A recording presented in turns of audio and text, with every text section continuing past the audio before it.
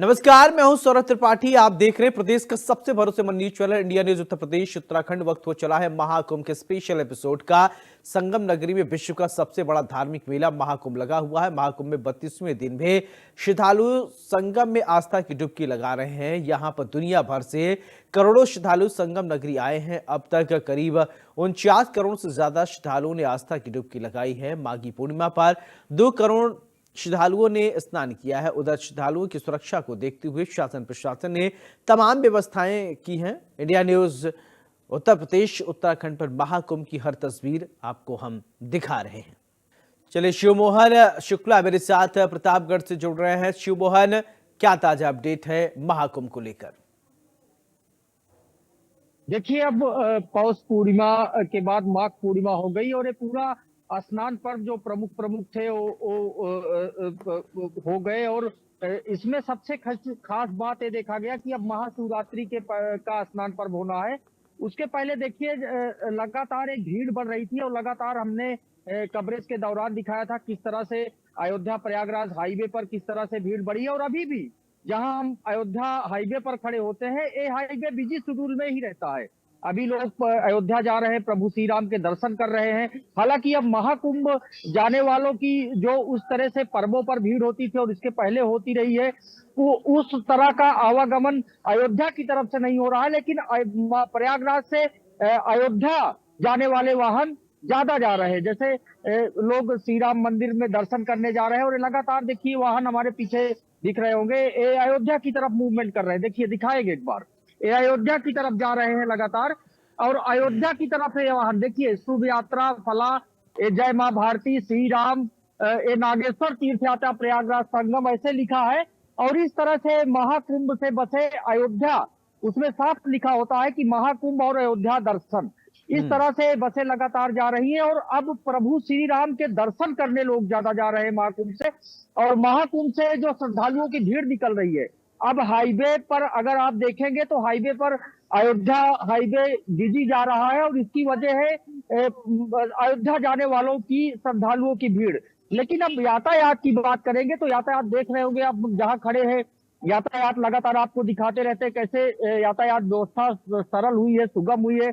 और इसके लिए लगातार अफसर भी जायजा लेते रहते हैं और कोई दिक्कत इस तरह से श्रद्धालुओं को ना हो, उनके साथ मिसबिहेव ना हो, इसका भी ध्यान अब पूरी तरह से रखा जा रहा है। और इस तरह से जो पर्व था माघी पूर्णिमा का, जो बड़ा पर्व स्नान पर्व था, उसको सकुशल संपन्न कराया। प्रतापगढ़ में चूंकि बॉर्डर का जिला है तो बड़ी जिम्मेदारी होती है।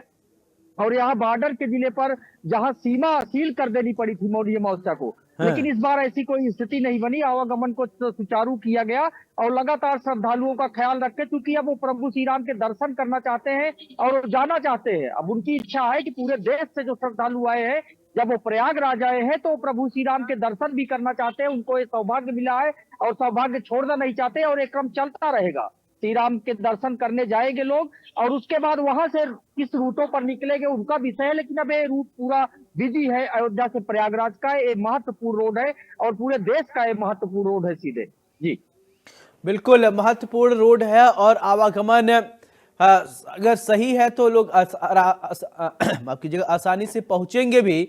और शिवमोहन, अगर बात करें तो अब ज्यादा वक्त नहीं बचा है, क्योंकि अब कुछ दिन और इसके बाद समापन हो जाएगा। और क्या लोगों से आपकी बातचीत होती होगी, जहां पर आप रहते हैं आस पड़ोस के लोगों से भी बातचीत होती होगी, बाजारों में बात होती है, क्या कहते हैं लोग?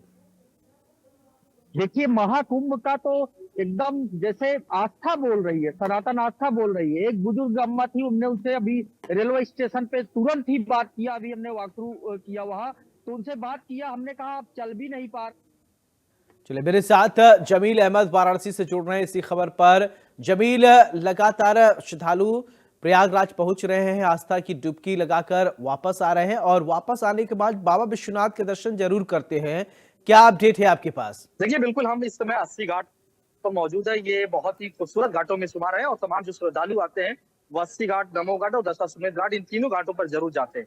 आप तस्वीरों में देखिए, ये 3 तस्वीर जो आप देख पा रहे हैं, ये प्रधानमंत्री नरेंद्र मोदी के बेहद ही करीबी हैं और ये अमेरिका में फिलहाल रहते हैं, लेकिन वो महाकुंभ स्नान करने के लिए वो प्रयागराज पहुंचे थे और प्रयागराज के बाद वो काशी पहुंचे, यानी कि प्रधानमंत्री नरेंद्र मोदी के संसदीय क्षेत्र हम उन तमाम लोगों से बातचीत करने की कोशिश करेंगे। पहले सबसे पहले ये बताइए कि आप नरेंद्र मोदी जी को कब से जानते हैं? मैं मोदी साहब को 2001 से जान रहा हूँ। एक से जाने ये बताइए, प्रयागराज स्नान करके आए, काशी में है, तो प्रयागराज की महाकुंभ की तैयारी कैसी रही? काशी में किस तरह का है तस्वीर? प्रयागराज हम पहले गए और प्रयागराज में इतना भीड़ में की जो व्यवस्था है वो नंबर 1 व्यवस्था है। तो योगी जी के लिए उनको धन्यवाद देता हूँ और प्रधानमंत्री जी को भी धन्यवाद देता हूँ कि इतना अच्छा बड़ा कुंभ में 40-50 करोड़ लोग का जो व्यवस्था किया है वो एक्सेलेंट है, ऐसा मैं समझता हूँ। हमको भी कोई तकलीफ नहीं पड़ा है और उधर महाकुंभ में जो स्नान करने का मौका मिला और इनका जो व्यवस्था में हमको कोई तकलीफ नहीं हुई, तो हमको इतना बेहतर लगा है, अच्छा लगा है कि पूछो मत। वहां से वाराणसी आए तो वाराणसी का जो बस्ती है वो कम से कम 20 लाख जैसा करीब है, मगर यहाँ भी रोजाना 25-30 लाख लोग आ रहे हैं, मगर वाराणसी में भी कोई इतना व्यवस्था में कोई कमी नहीं है और कोई तकलीफ नहीं हुआ। हम लोग ने गंगा स्नान भी किया, काशी विश्वनाथ का दर्शन भी किया और दिल से हम अंदर से आवाज निकलती है तो प्रधानमंत्री जी और योगी जी दोनों को बहुत बहुत धन्यवाद कि इतना अच्छा व्यवस्था किया, कुंभ किया और कुंभ से पूरे देश के जितने भी हिंदू लोग हैं, सनातनी लोग हैं, तो सनातनी लोगों का एक मेला जम गया। बिल्कुल। तो मेरे को ऐसा लगता है कि विश्व के अंदर ये मैसेज जो है, काफी लोग वाराणसी में मेरे को मिले कि जो लोग कोई अमेरिका से आए हैं, ऑस्ट्रेलिया से आए हैं, सिंगापुर से आए हैं, यूरोप से आए हैं, लंदन से आए हैं, काफी मेरे दोस्त जो प्रदेश में रहते हैं उनका भी मेरा फोन आया। तो मैंने बोला भाई ये त्रिवेणी संगम का जो स्नान है अवश्य कीजिए, सूरत आइए। 2 दिन में तो लोग काफी लोग आए, मेरे कहने से भी आए और सबको ऐसा लग रहा है कि हमको बहुत कुछ मिल गया। बिल्कुल। आप बताइए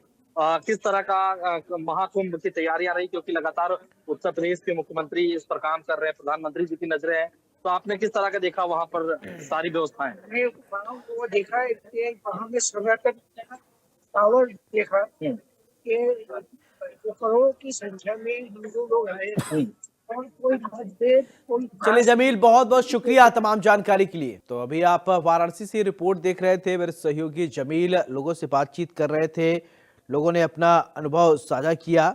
चलो मेरे साथ शिव प्रसाद यादव रायबरेली से जुड़ रहे हैं। शिव प्रसाद, अब क्या ताजा अपडेट है संगम को लेकर? लोग आस्था की डुबकी लगाने जा रहे हैं, लोगों से बातचीत हुई होगी, पीछे भी मैं आपके देख पा रहा हूं लोग हैं, आप अपडेट कीजिए।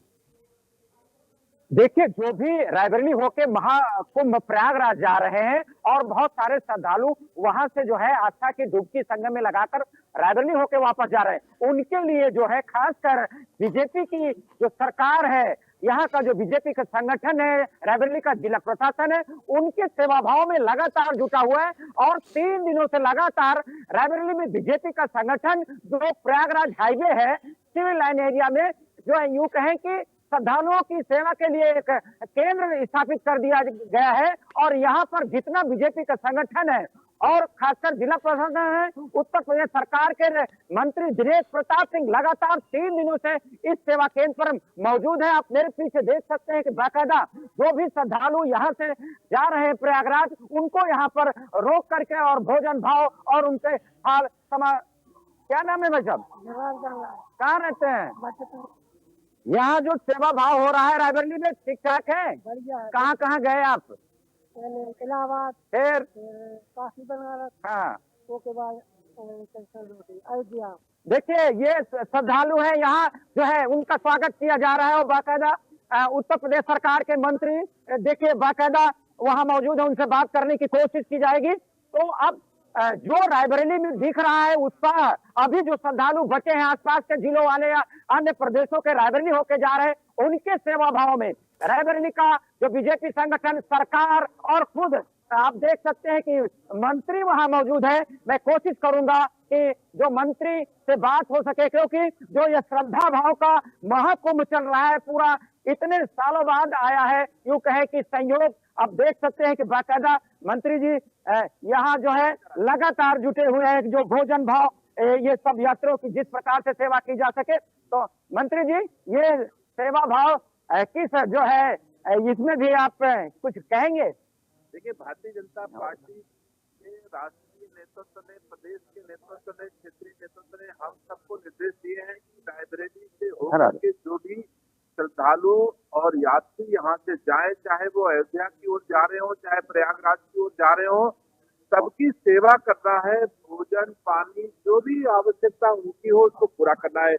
अपने शीर्ष नेतृत्व के निर्देशों के अनुपालन में हम पार्टी के सभी पदाधिकारी यहाँ पर उपस्थित हैं और रोज हमारे यहाँ भोजन चलता है, लोगों को खाना खिलाया जाता है। चलिए, बहुत बहुत शुक्रिया शिव प्रसाद यादव तमाम जानकारी के लिए। तुम्हारे सहयोगी शिव प्रसाद लोगों से बातचीत कर रहे थे और आपने सुना लोगों। चलिए, संजय यादव मेरे साथ अमेठी से जुड़ रहे हैं। संजय, क्या ताजा अपडेट है महाकुंभ को लेकर?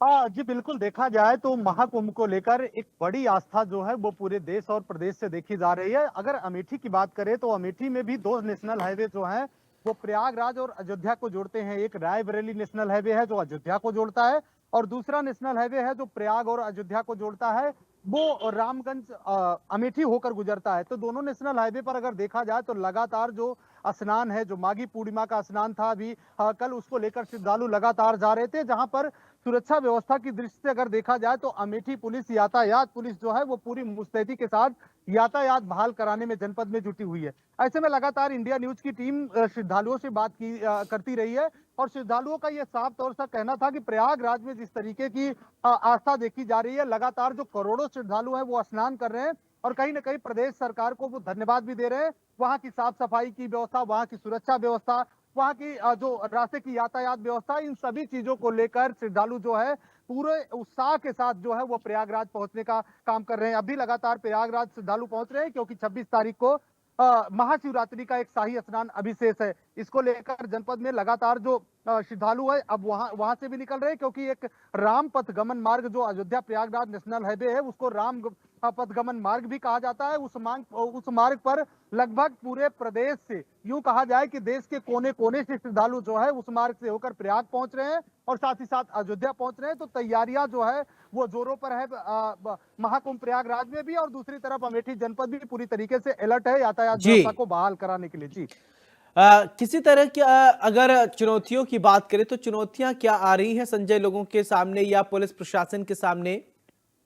जी, देखा जाए तो जो चुनौती है पुलिस प्रशासन को, सबसे बड़ी चुनौती है यातायात बहाल कराना। और दूसरी, जब यातायात को लेकर जब वाहनों का प्रेशर होता है तो अमेठी पुलिस को एक चुनौती होती है कि किस तरीके से लोगों का सेवा किया जाए, उनकी खान पान का देख रेख किया जाए, उनकी सुरक्षा व्यवस्था का देख रेख किया जाए। इसको लेकर दोनों तरीके की जो चुनौती है वो अमेठी प्रशासन को देखने को मिलती है, पुलिस प्रशासन को।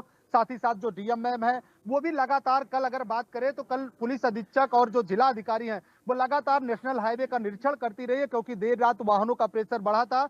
तो इसको लेकर जगह जगह जो है प्रशासन की तरफ से भी उनके खाने पीने के इंतजाम किए गए थे, लंच पैकेट भी बांटा जा रहा था। और दूसरी तरफ अगर बात करें तो भारतीय जनता पार्टी के जो कार्यकर्ता हैं वो भी लगातार नेशनल हाईवे पर पहुंचकर लोगों को सेवा भाव कर रहे हैं ताकि किसी प्रकार की जो श्रद्धालु है उनको कोई दिक्कत ना हो। क्योंकि ये कहा जाए सनातन और महाकुंभ को लेकर एक जो श्रद्धालु हैं वो कहीं ना कहीं बढ़ चढ़ कर बहुत बहुत शुक्रिया संजय तमाम जानकारी के लिए। अब आपको कौशाम्बी लेकर चलते हैं जहां से मेरे सहयोगी राकेश सोनकर जुड़ रहे हैं। राकेश, संगम को लेकर लोग आस्था की डुबकी लगाने जा रहे हैं, जाते हैं और कुछ वापस भी आ गए हैं। अभी ताजा अपडेट क्या है आपके पास? तो अभी भी लोग को संगम चतुर्वेदी में डुबकी लगाने लोग बराबर जा रहे हैं, लेकिन ये है कि पहले की अपेक्षा अब लोगों का जाना कम हुआ है, वापसी तेज हुई है। जो वहां पर पहले से पहुंचे थे लोग त्रिवेणी संगम में स्नान कर रहे हैं, लोग वापसी गाड़ियां ज्यादा देखी जा रही है। लेकिन अभी व्यवस्थाओं की बात करें तो कौशाम्बी में पुलिस प्रशासन या प्रशासन की व्यवस्थाएं पहले जैसी ही है, व्यवस्थाओं में कोई ढिलाई नहीं बरती गई है। जहाँ जहाँ बैरियर बनाए गए हैं वहाँ पे अभी भी पुलिस तैनात है। साथ में ही जो यहाँ पे मोड़ा डाइवर्जन पॉइंट है बॉर्डर का, वहाँ पर हर 8 घंटे एक सीओ की ड्यूटी लगी, यानी एक सीओ रैंक का अधिकारी वहाँ पर 24 घंटे रहता है। इन सारी व्यवस्थाओं को लेकर अभी प्रशासन की तरफ से कोई ढिलाई नहीं दी गई, व्यवस्थाएं पहले जैसी है।